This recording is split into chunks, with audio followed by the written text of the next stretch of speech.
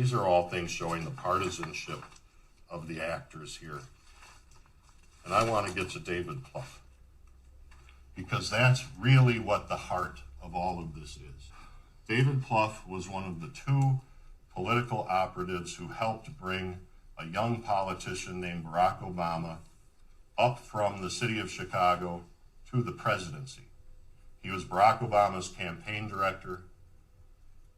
He wrote the book in 2020. I brought a copy with me last time I was here, Citizen's Guide to Beating Donald Trump. In his book, he really gets to the heart of what the CTCL grants were all about. How do all these things come together? Mark Zuckerberg and his wife donate ultimately $400 million. It goes to the Chan Zuckerberg Initiative. The Chan Zuckerberg Initiative hired David Plouffe to be their director of policy and advocacy. David Plouffe, in his book, talked about the fact that the reason that Hillary Clinton lost is because 3 cities failed to get out the vote. And those cities were Philadelphia, Detroit, and Milwaukee.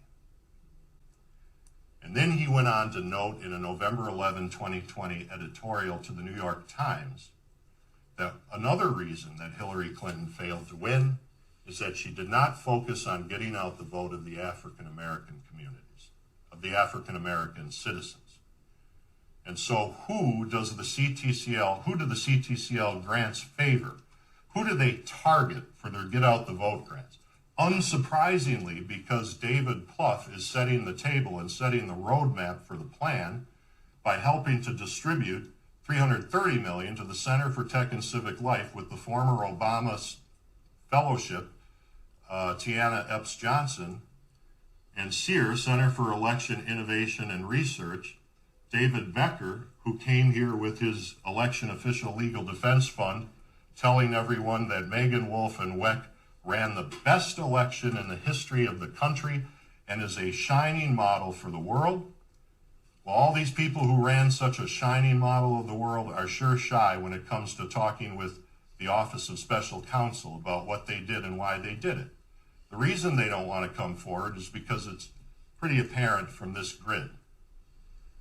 We've got David Plouffe, author of Citizen's Guide to Beating Donald Trump, in charge of distributing the Zuckerberg hundreds of millions of dollars to the cities across the country, hand selecting where they're going to go. No one applied for it. The cities were approached.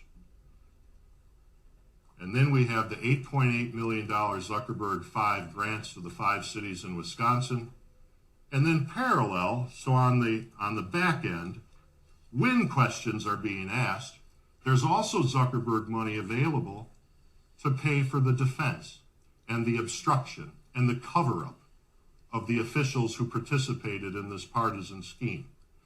David Plouffe told us on November 11, 2016, in the editorial that he wrote and submitted and published in the New York Times, that in order to win the next election, the Democrats were going to have to go to Milwaukee and turn out the African American vote. And that's what this money was for, and that's the heart of this partisan effort. And you will see, this isn't Mike Gableman just speculating. These were in the contracts that the cities were bound to follow. These Democratic mayors in the Democratic cities entered into these agreements where who knows what they would have done with the money if left up to their own devices. I assume something pretty similar to what they did, but it wasn't up to them. It was up to the paymasters at CTCL as directed by David Plouffe. And David Becker, interesting character. He took millions of dollars from George Soros, and then he took those millions of dollars and he started ERIC, the Electronic Registration Information Center, which the state of Wisconsin pays, according to what we've learned through this committee, hundreds of thousands of dollars. Our state pays to ERIC and David Becker. And you remember Kevin Kennedy, the partisan and disgraced former head of the former Government Accountability Board. Well, Mr. Kennedy, I told you, is still very much involved in Wisconsin.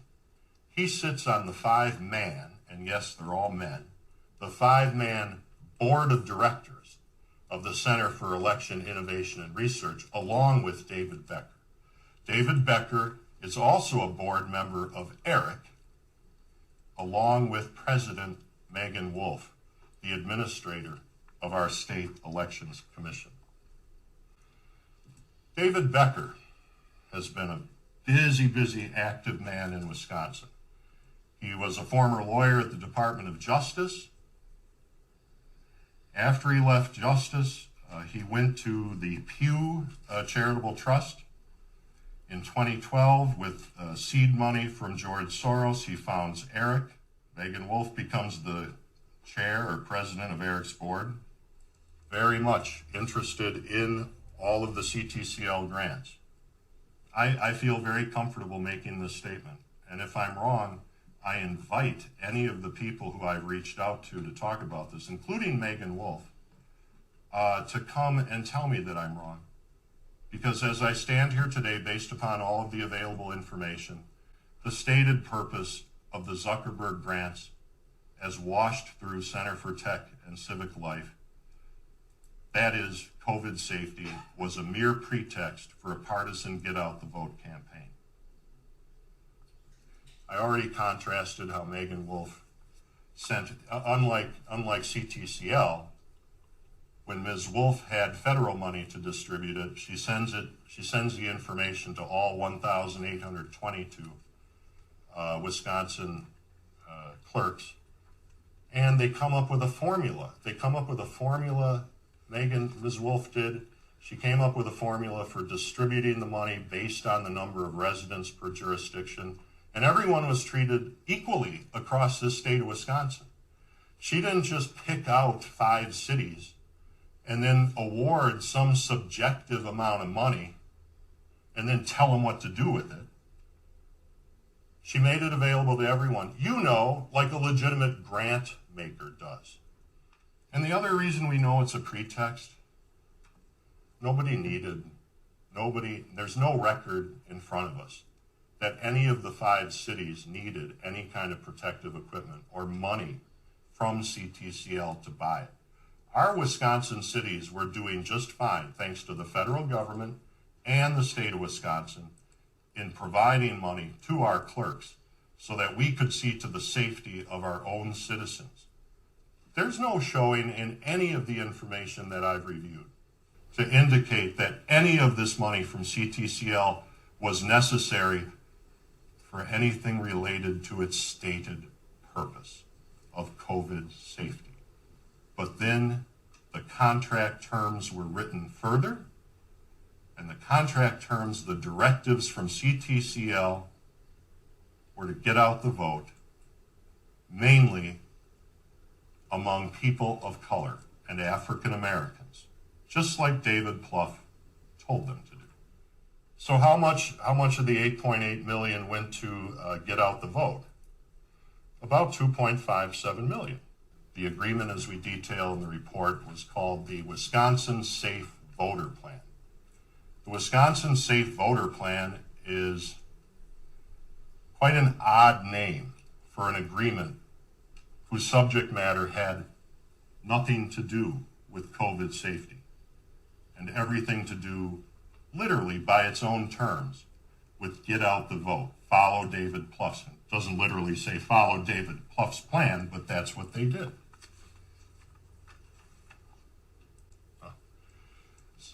I do believe this. CTCL money was for implementing the Plouffe strategy. David Plouffe, in his book, in 2020, those states, including Wisconsin, will be political war zones. Add that to the 20 states plus the District of Columbia that Clinton did collect, and our nominee wins 272 electoral votes. The contest for the presidency in 2020 may come down to block-by-block street fights in Detroit, Philadelphia, and Milwaukee. Philadelphia received $10 million from CTCL, Detroit $3.5 million, but other money, I think, from Sear, and Milwaukee $2.2 million. Quite a coincidence how he predicted COVID back then. CTCL money was for implementing the Plouffe strategy. He tells us he wrote the book in the summer of 2019. It was published in 2020. Early voting is important. This contract between CTCL and the 5 cities all required a special emphasis on early voting among the Biden profile voters, as described by David Plouffe and Joe Biden. Early voting is important. The campaign will work hard to nail down, he's talking about the generic Democrat campaign. He doesn't know who the nominee is going to be. The campaign will work hard to nail down as many of these votes as possible, thus leaving more resources available for Election Day. Now remember, he tells us, registering won't get you to victory, people. If people don't vote, then vote. Much has rightly been written about the Democratic challenges the Democratic turnout faced in places like Detroit and Milwaukee in 2016. Yeah, he was one of the writers about that in November of 2016. Much had been written about that. Turnout problems in places like Detroit and Milwaukee in 2016. In 2016, our get out the vote, it should be 2020. In 2020, our get out the vote has to be better. And it was, thanks to CTCL and the Zuckerberg money and the 5 largest cities in this state being willing to take directives from a partisan funding source. These are the plans that the cities came up with in response to show CTCL that they were going to follow CTCL's directives. So City of Milwaukee writes, facilitating conversations with Get Out the Vote, not COVID safety, Get Out the Vote, nonpartisan coalitions to ensure messaging is relevant and resonates to all City of Milwaukee voters, including identifying key target audiences. It doesn't say every citizen in the state of Wisconsin who might need some help voting. It doesn't say we are going to generate as many votes as possible across the state of Wisconsin or across the city. We're going to identify key target audiences and tactics for each. That is voters who they described as Latinx, African Americans, non-English speaking, and those who are no longer on probation or parole for a felony. The whole plan that the 5 cities in their entirety joined in on tells each of the 5 cities that voter outreach and education, doesn't say voter education about COVID safety. Voter outreach and education is also needed to encourage and explain new voter registration. Get out the vote. They are not going to make the same mistake they made in 2016.